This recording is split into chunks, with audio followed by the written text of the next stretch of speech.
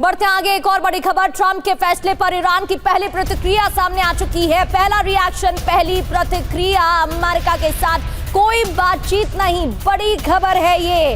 अमेरिकी राष्ट्रपति की तरफ से कहा गया बातचीत अच्छी चल रही है, और दूसरी ओर बहुत बड़ा बयान, ट्रंप के फैसले पर ईरान की पहली प्रतिक्रिया, अमेरिका के साथ कोई बातचीत नहीं, ईरान ने कहा है। मनीष लगातार हमारे साथ बने हुए। मनीष, कैसे देख रहे हैं आप इस बयान को?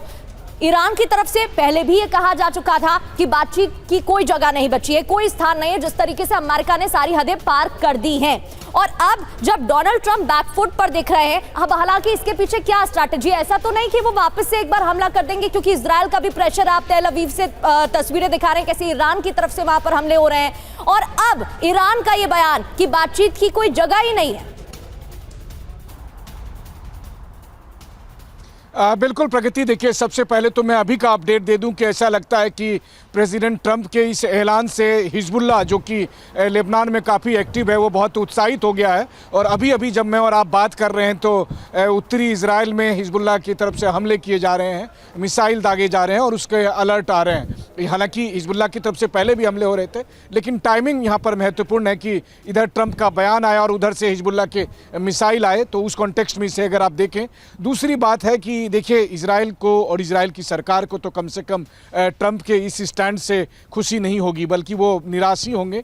क्योंकि कल भी जब हम लोग डिमोना में रिपोर्टिंग कर रहे थे और उस वक्त जब इजराइल के प्रधानमंत्री वहाँ आए थे, तो उन्होंने यही बात कही थी कि इजराइल का जो लक्ष्य है कि जब तक कि ईरान की मिसाइल क्षमता जो है वो ख़त्म ना हो जाए, जो न्यूक्लियर बम बनाने की क्षमता ख़त्म ना हो जाए और कुल मिलाकर रिजिम चेंज ना हो जाए, तब तक हम नहीं रुकेंगे। तो ऐसी स्थिति में आज जो ट्रंप का बयान है, जो ट्रंप ने 5 दिन के लिए अगर कहिए अपने मन में एक सीज फायर का ऐलान किया, ये सीज फायर है, लेकिन युद्ध का भी ऐलान ट्रंप ने ही किया था, और ये ट्रंप का ही अपने मन में एक सीज फायर है कि हम 5 दिन तक इस टाइप के हमले नहीं करेंगे। तो इसको ट्रंप की वीकनेस के तौर पर देखा जाएगा, और इसीलिए IRGC की तरफ से इस तरह के बयान आए हैं। देखिए अभी तक ईरान ने इस लड़ाई को जिस जज्बे के साथ लड़ा है, उसकी पूरी दुनिया में तारीफ हो रही है, लेकिन अभी ट्रंप के बयान के बाद का जो उनका रिएक्शन आ रहा है, वो बता रहा है कि ईरान और कितना मैच्योरली, कितना गंभीरता के साथ इस पूरे मामले को देख रहा है। उन्हें पता है कि ट्रंप सुबह कुछ और बोल रहे हैं, शाम में कुछ और बोल रहे हैं, कल सुबह उनका मूड स्विंग हो जाएगा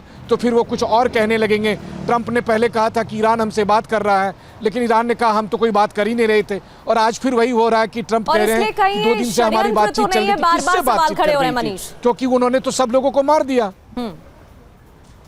बिल्कुल, देखिए सबसे बड़ा सवाल तो यही है कि किससे बात कर रहे थे ट्रंप, किससे बात कर रहे हैं ईरान में, क्योंकि बात करने वाला तो वहाँ कोई बचा नहीं। ईरान के सुप्रीम लीडर मारे गए, ईरान के जो सिक्योरिटी चीफ थे अली लारीजानी, वो सबसे बात करते थे, वो मारे गए। ईरान के जो NSA थे अली सामी खानी, मिलिट्री एडवाइजर, वो मारे गए, और जो तमाम जो बड़े लोग थे, पूरी की पूरी लीडरशिप मारी गई है। अब जो बचे हैं, जो रॉकेट दाग रहे हैं, वो बात करने के लिए बैठे नहीं है। तो किससे बात कर रहे हैं ट्रंप, जिसके आधार पर वो ये दावा कर रहे हैं कि हमने बातचीत कर रहे हैं, हम पर्दे के पीछे से बात कर रहे हैं और इसलिए हमने ये फैसला किया। हकीकत कुछ और है। हकीकत ये है कि युद्ध भूमि में दरअसल अमेरिका यहाँ पर कमजोर पड़ रहा है, और कमजोर होने की 2 बड़ी निशानी इस वक्त TV9 दुनिया के करोड़ों दर्शकों को पहुंचाना चाहता है। पहली निशानी ये है कि ट्रंप ने कहा था कि हम 48 घंटे बात करेंगे, लेकिन वो हिम्मत नहीं जुटा पा रहे हैं, और इसलिए उन्होंने 5 दिन के लिए और समय मांग लिया है। दूसरी बड़ी निशानी कि अमेरिका का जो सबसे बड़ा एयरक्राफ्ट कैरियर जेराल्ड फोर्ड उन्होंने भेजा था ईरान को मार गिराया, और तस्वीरें भी सामने आई है मनीष, जो लगातार हम दर्शकों को दिखा रहे थे। लौटूंगी आपके पास। अक्षय चोपड़ा, आप इसको कैसे देखते हैं? क्योंकि ये जो लगातार खबरें सामने आ रही हैं, और साथ ही यूरोप से भी जिस तरीके से नोकझोंक डोनाल्ड ट्रंप की देखने को मिल रही है, जिस तरीके के बयान ट्रंप ने यूरोपीय देशों को लेकर दिए, नाटो देशों को लेकर दिए कि ये तो शेर है ही नहीं, और अमेरिका का हाथ है जिस वजह से नाटो देश सरवाइव कर पा रहे हैं। फिर वहां से भी एक जो यूरोपीय देश हैं वो बैकफुट पर दिखाई दे रहे हैं, अकेला अमेरिका को छोड़ दिया है, झटकते दिखाई दे रहे हैं अमेरिका के हाथों से ये देश, जबकि इतिहास तो कुछ और ही कहता है। और अब ईरान जो खड़ा हुआ नजर आ रहा है, डोनाल्ड ट्रंप को लगा था कि ये जंग ज्यादा चलने नहीं वाली है, लेकिन अब तस्वीरें कुछ और बयां कर रही हैं।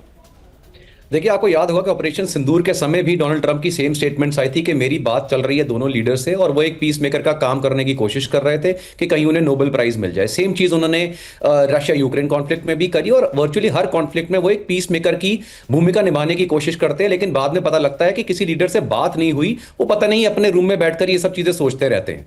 सेकेंड, अगर ऐसा होता तो इजराइल की तरफ से भी सिमिलर स्टेटमेंट्स आनी चाहिए थी कि हाँ, हमने भी इन स्ट्राइक्स को रोका है, लेकिन अभी रिसेंटली जो स्ट्राइक्स हुई हैं, इनफैक्ट कल ही जो स्ट्राइक्स हुई हैं आईडीएफ की, जो टेरर इंफ्रास्ट्रक्चर पर उन्होंने स्ट्राइक्स करी है ईरान के, और उसके साथ साथ सदर्न लेबनान में वो पूरी तैयारी कर रहे हैं ग्राउंड इन्वेजन की।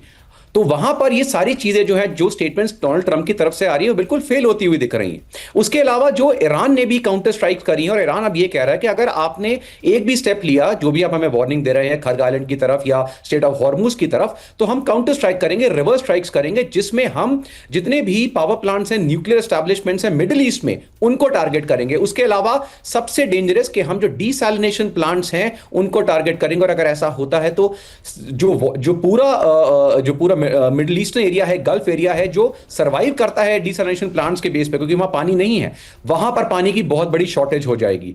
और बहुत सारी और भी स्टेटमेंट्स, अगर हम ओवरऑल जो ईरान की वेव्स देखें, आज 75th वेव उन्होंने भेजी है मिसाइल्स की और ड्रोन्स की, तो ईरान तो कहीं से रुकता हुआ नजर नहीं आ रहा है।